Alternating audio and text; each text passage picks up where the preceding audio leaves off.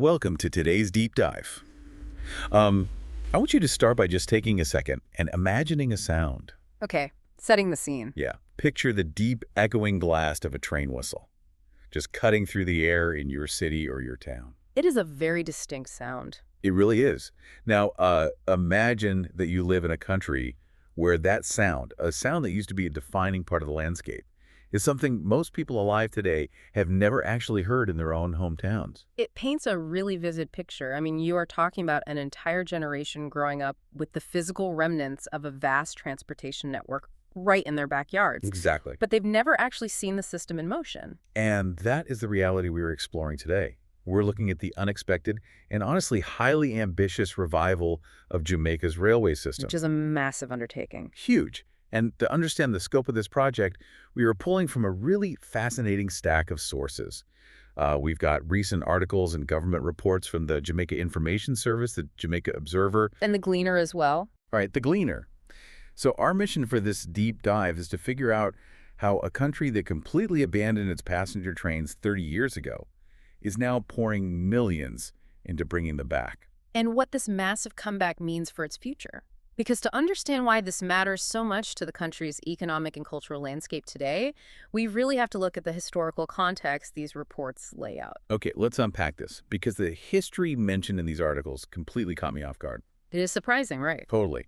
When you think of the pioneers of the railway industry in the 19th century, you probably think of Britain, or maybe the early tracks in the U.S. Sure, the usual suspects. But according to the historical background in our sources, Hmm? Jamaica wasn't just tagging along for the ride during the global railway boom. They were right at the forefront. The timeline is truly remarkable. We are looking at the year 1845. 1845. Yeah, and to put that in perspective for you, the very first commercial public railway in the world only opened in the 1820s. Wow. So by 1845, when this technology was still brand new, experimental, and incredibly expensive. Jamaica launched a working line. Exactly, running straight from Kingston to Spanish Town. The reports highlight that by some historical accounts, they were the fourth country in the entire world to have a functioning railway system. The fourth. That is a phenomenal global achievement for an island nation. And over time, those initial tracks eventually snaked all across the island. They did. But how did something so groundbreaking eventually fall apart? Well, infrastructure is ultimately only as good as its maintenance and its underlying business model. Initially, these tracks were the lifeblood of the island's economy. Hauling sugarcane mostly, right? Right. They were constructed primarily to haul heavy loads of sugarcane from the inland plantations out to the ports, and at the same time, moving passengers between growing townships. But things change. As the decades rolled on into the 20th century, the system just started to buckle under a few different pressures. The sources point to a combination of poor management and, unsurprisingly, the rise of the automobile. That was the fatal blow. I mean, once road transport became accessible and cheap, the trains just couldn't compete for passenger travel. Because taxis and private cars are just more flexible. Exactly. Taxis, buses, they offered flexible routes. The decline was slow, but it was absolutely devastating to the rail infrastructure. By 1992, the timeline hits a wall. Passenger trains in Jamaica shut down completely. Completely. Leaving behind empty stations, rusting tracks, and a workforce that had to find entirely new ways to make a living. Though I did read in the Gleaner articles that there was a tiny glimmer of hope a bit later on, right around 2011. Yeah, well, they did manage to get some trains roaring back to life for a very brief period. But it didn't last. It was fleeting. By 2012, just a year later, that specific revival had completely fizzled out, leaving a solid 30 years of near-total silence on the passenger rails. Which brings us to the present day. The current government, specifically Transport Minister Audley Shaw, has looked at this 30-year gap and publicly called it totally unacceptable. Totally unacceptable for a country that was once a trailblazer in rail transport to have no active service. And they aren't just talking about it. The government is pushing this revival as a core part of their Vision 2030 plan. Yes. For those who might not be familiar with that, what exactly does Vision 2030 entail? Vision 2030 is Jamaica's long-term national development strategy. The ultimate goal of the plan is to turn Jamaica into a fully developed country. Ambitious.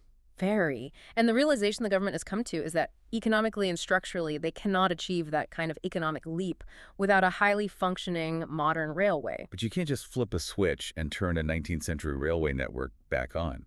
I mean, how do you even begin to prove that a train concept works today after a 30-year hiatus? You have to start small, Yeah. and you have to prove that people will actually use it. You need a highly controlled test case. Which leads us to what is actually happening on the ground right now. They didn't start the revival with some grand island-wide rollout. No, they started with school kids. A very strategic pilot program. According to the Jamaica Information Service, since early 2022, the Jamaica Railway Corporation, or the JRC, has been running a vintage diesel train in St. Catherine.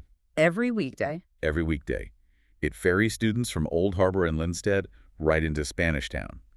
And then from there, they catch buses the rest of the way to their schools. What's fascinating here is what this pilot program represents psychologically to the public and to potential investors. How so? Well, the data shows that at its peak, this single service was moving about 600 kids a day.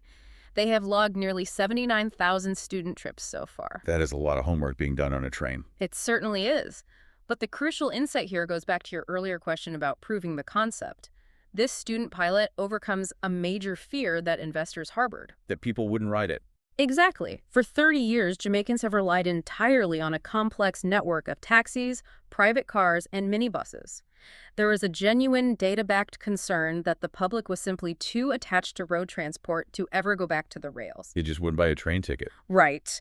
But this pilot provides hard evidence that if you build a reliable, safe train service, Jamaicans absolutely will ride it. It's the ultimate proof of concept. And now that they have that proof, the vision for the future is expanding fast. The government is looking at adult commuters next. They are.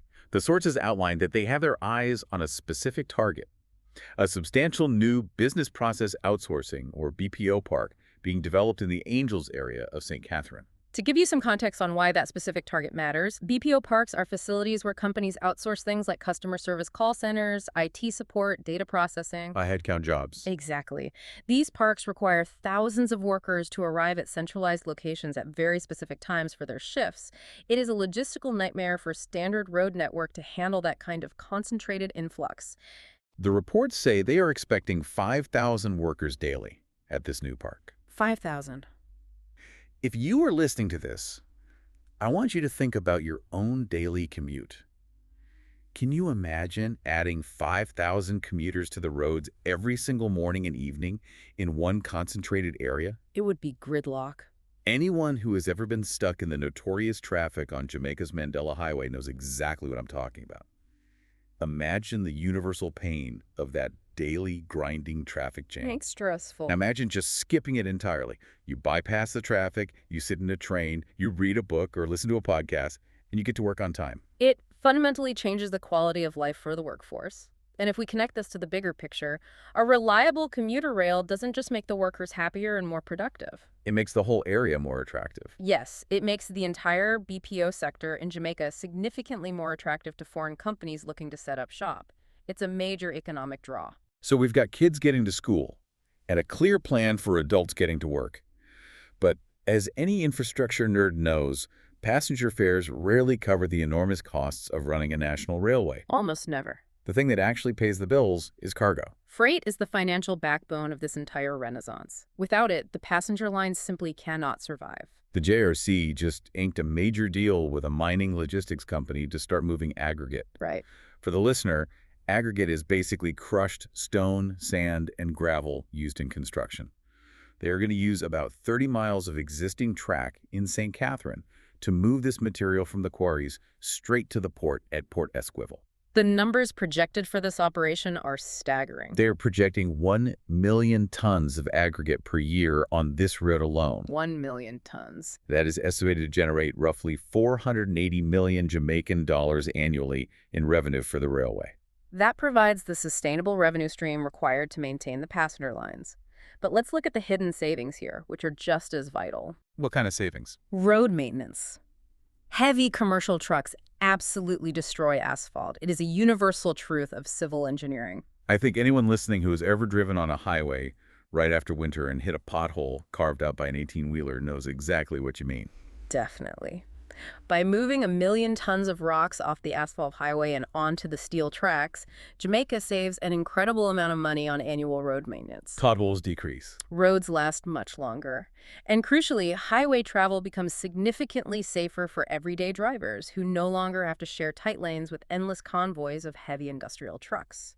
It's also worth noting an interesting detail from the sources. Even during the dark years, that 30-year period post-1992, the bauxite mining companies actually kept a few isolated freight lines alive. They did, out of pure necessity. Right. Bauxite is the world's primary source of aluminum, and it's a huge part of Jamaica's export economy. Those mining companies rented the tracks because rail is simply the most efficient way to move bulk goods. The DNA of freight rail never entirely left the island. It was merely lying dormant, just waiting for the right economic conditions to be scaled back up. Now, we've talked about commutes and we've talked about cargo. Let's pivot to the fun stuff. The tourism angle. Because, according to the Jamaica Observer, they're bringing back the Appleton Express. This represents a brilliant piece of heritage tourism. To those who don't know, this is a legendary rum train. The government has greenlit a project to revive a historic route running from Montego Bay down to the Appleton Estate in St. Elizabeth. The beautiful route. It really is. This route originally died in 1992, along with the rest of the passenger lines, but it is coming back as a premium scenic excursion for visitors and cruise ship passengers. The underlying business model here is really what makes it viable. The government isn't footing the bill for this luxury tourist experience. They are utilizing a public-private partnership, commonly known as a PPP. How does that actually work in practice for a railway? It's a shared use agreement designed to offload risk. A private investor steps in and provides the heavy upfront capital required to rehabilitate the track. Because fixing old tracks is wildly expensive. Exactly. So in exchange for funding the repairs, they get the exclusive rights to run their highly profitable scenic tours on the government-owned rails. That makes sense. It is a mutually beneficial arrangement. The investor gets a unique, high-ticket tourist attraction winding through beautiful rural spots before ending at a world-famous rum distillery, and the national rail infrastructure gets upgraded using private money rather than taxpayer dollars. The rollout is happening in phases too. Phase 1 focuses on the rural route, from the estate to Montpelier, which they hope to open quite soon. And then Phase 2? Phase 2 will extend the line all the way into Montego Bay, targeted for around 2026. Importantly, this tourist initiative isn't just restricted to the rural countryside. The vision extends right into the urban heart of the country. Down in Kingston, there's a separate community heritage project in the works. They want to run a train from downtown Kingston straight into Trenchtown, Specifically terminating at the Culture Yard. which is Bob Marley's old stomping grounds. This serves a dual purpose that is really quite clever. It preserves and showcases the island's rich musical and cultural history for international visitors. But it also brings money in. Yes, it intentionally routes economic activity tourist dollars directly into inner-city communities that can greatly benefit from the increased foot traffic and commercial opportunities. I find that approach really thoughtful. And they aren't trying to figure all of this engineering and logistics out in a vacuum. The sources mention they've partnered with the University of Technology, Jamaica, and also the University of Birmingham over in the UK. Birmingham has a highly respected railway research center. Ah, By partnering with them, Jamaica is blending local, on-the-ground knowledge with top-tier international railway engineering expertise. which seems absolutely necessary. Because as optimistic as all these projects sound, the rum trains, the student commutes, the freight deals, the reality of rebuilding a national railway from scratch is daunting. It's an uphill battle. I saw some staggering financial figures in these reports regarding the physical state of the tracks. How bad is the damage after 30 years of neglect? It is severe. Mother Nature and time have done a number on these tracks. You have overgrown corridors, crumbled stations, and in some cases, vital pieces of infrastructure that have simply vanished. Just gone. Yeah. To give you a specific idea, look at the Sandy Gully Bridge on the Kingston Line. Right. It's an 800-foot bridge that washed out years ago and is currently lying in ruins. The estimates show that replacing that single bridge alone will cost an estimated $8 million US. $8 million. Just for one bridge. Just one. And when you zoom out to look at the island-wide restoration, Minister Shaw estimates the total cost will run into the hundreds of millions of US dollars. Finding the capital, even with private partners, is a monumental task. Then there is the human element, the historical challenges we hinted at earlier. We mentioned that brief revival attempt in 2011. Do you know what the reports say actually killed it? I read that it was scrap metal thieves. It's a frustrating reality. Thieves literally tore up the progress, looting the steel tracks and the mechanical equipment to sell for scrap metal. Unbelievable. If the government and private partners are going to invest hundreds of millions of dollars into steel tracks laying out in the open across miles of rural countryside, security becomes a paramount concern. You cannot just build it. You have to find a way to guard it 2047. Beyond security, there are some really complex social issues at play here. Over the last 30 years, squatter settlements have naturally sprung up along many of the abandoned rail corridors. People built homes. And lives, right up against the tracks. Investors are rightfully concerned about the logistics of reclaiming that land. Relocating communities is a highly sensitive socioeconomic issue that the government will have to navigate carefully. It takes time, resources, and a lot of community dialogue. Plus, there's the operational side. I mean, who is going to drive these things? Who's going to maintain the engines and run the dispatch centers? Good question. There hasn't been a full-time passenger train crew in Jamaica in a generation. They essentially have to rebuild the entire workforce from the ground up, which is likely where those university partnerships will play a huge role. And all of these roadblocks raise an important question about public trust. As the Gleaner pointed out in its coverage, Jamaicans have heard these promises before. They've seen the feasibility studies. They have watched politicians make grand announcements, and until recently, nothing ever materialized. The skepticism from the public is totally understandable. If you are told a train is coming for 30 years and it never arrives, you stop waiting at the station. Which is why the government's current strategy is arguably the only one that can work. They have to deliver tangible phase-by-phase results. Like the school trains. Exactly. Getting 600 kids to school every day in St. Catherine is a tangible result. Moving 1 million tons of gravel to Port Esquivel is a tangible result. You can't just promise a grand vision of a fully connected island. You have to prove you can operate a train safely and consistently on a random Tuesday. So what does this all mean? Let's take a step back and summarize this incredible journey. We were watching a country that was literally a 19th century global pioneer in rail travel, trying to reclaim that historical legacy. And they are doing it through a highly pragmatic patchwork approach. They are testing the waters with vintage trains for school kids. They are paying the massive infrastructure bills by hauling huge loads of sand and gravel. And courting international money. Right, with luxury rum tours and cultural heritage rides. Slowly but surely, they are overcoming enormous financial and logistical hurdles to bring the whistle and the clickety-clack back to the Jamaican soundscape. For you listening, whether you have a personal connection to Jamaica or not, there is a broader lesson embedded in these reports. What's the main takeaway? This is a real-time masterclass in how a nation goes about revising abandoned public infrastructure. It demonstrates how you have to creatively layer different solutions to make the math work. Mixing the practical with the profitable. Yes. You combine local, everyday, utility like saving your highway system from wear and tear with high-value international appeal, like cruise ship tourism. It requires immense patience, vast amounts of capital, and a willingness to confront a 30-year gap in institutional knowledge. It's a phenomenal story of resilience and creative engineering. And that leaves me with this final thought for you to mull over. As we watch Jamaica spend hundreds of millions of dollars to bring a 19th century technology back from the dead to solve very modern problems, it makes you wonder, what other obsolete or forgotten infrastructure in your own city is sitting right under your nose just waiting for the right idea to be useful again?